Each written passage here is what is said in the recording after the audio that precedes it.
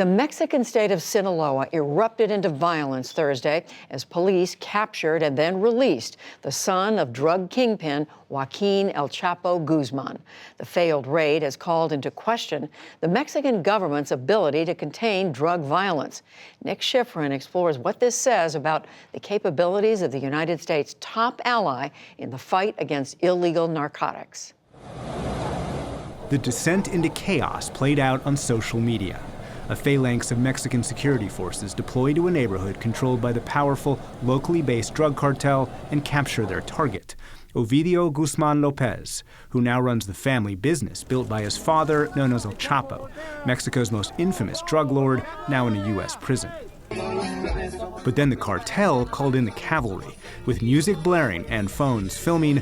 Gunmen with machine guns and rocket-propelled grenades raced to the rescue. They deployed a .50 caliber machine gun that's so heavy it's attached to the back of a truck. And the mayhem began. For more than 4 hours, cartel militia members and Mexican soldiers fought in the streets and paralyzed Culiacan.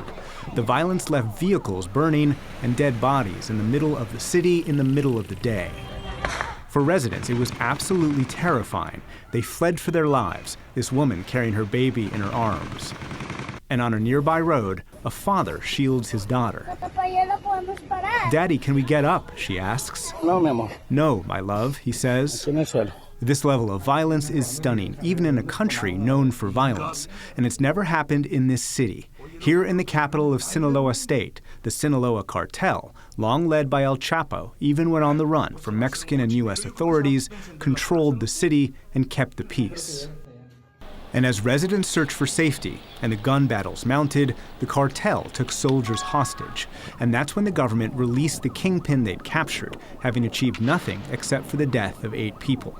Today, Mexican President Andrés Manuel López Obrador defended the decision to retreat. The capture of one delinquent cannot be worth more than the lives of people.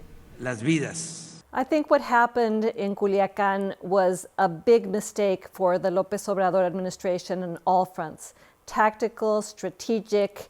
It evidences the contradictions of his efforts to pacify the country. On the one Denise hand, Dresser is a Mexican political analyst. She calls the operation a copy of López Obrador's predecessors. In 2006, newly elected President Felipe Calderón officially declared war against the cartels. Armed forces began conducting deadly raids. They publicized their spoils, parading kingpins and weapons, and showing off contraband. The operations weakened the cartels, but also set them against each other and increased overall violence. In 2014, 43 students went missing after they commandeered a school bus to get to a protest. Every anniversary, demonstrators call to end the violence, and that frustration helped get López Obrador elected. He promised to be different.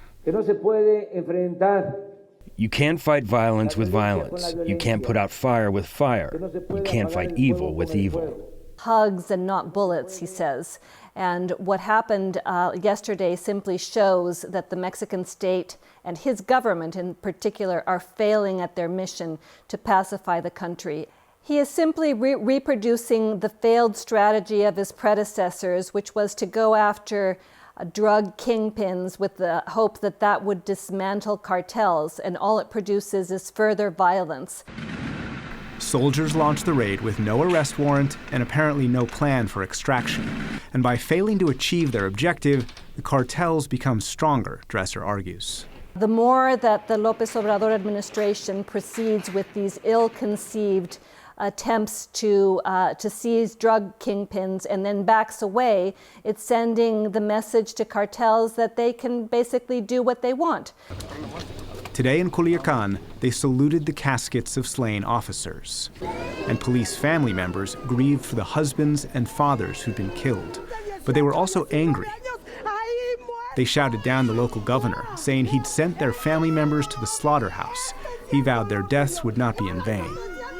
But today, the kingpin is free, and the cartel still runs the city, just as it did yesterday. For the PBS NewsHour, I'm Nick Schifrin.